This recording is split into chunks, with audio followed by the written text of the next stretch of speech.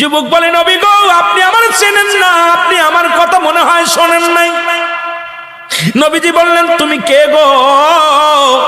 যুবক বলি, ইয়া রাসূলুল্লাহ, ইয়া হাবিবাল্লাহ, আপনি কি জানেন না মক্কা মদিনার জমিনে যত কবর দেয়া হয়, এই কবর থেকে লাশ কাপনের কাপড় চুরি হয়ে যায়। নবী গো, আপনি কি জানেন না? নবী কয়, হ্যাঁ আমি জানি, কাপনের কাপড় চুরি হয়। এর চাইতে কষ্ট থাকতে পারে? নবী চোখের পানি ছেড়ে বলল, যুবক রে, মানুষ যাবার পরে 3 টুকরা কাপড় মাত্র সঙ্গী।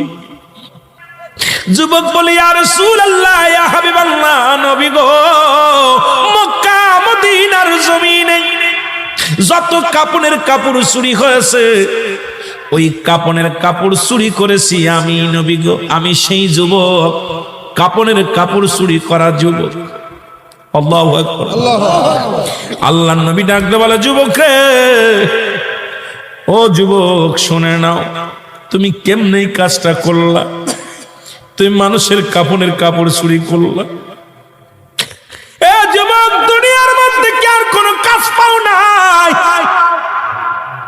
যুবক বলে, ইয়া রাসূলুল্লাহ, ইয়া হাবিবাল্লাহ, নবী গো, ও মায়ার নবী, আমি ভুল করেছি, আমারে আপনি তওবা করে দিন, আল্লাহ যেন আমারে মাফ করে দেয়। যুবক বলে, আল্লাহর নবী বলে, যুবক রে, তুমি তওবা করো, তওবা করলে আল্লাহ মাফ করে দিবে। যুবক বলে, নবী গো,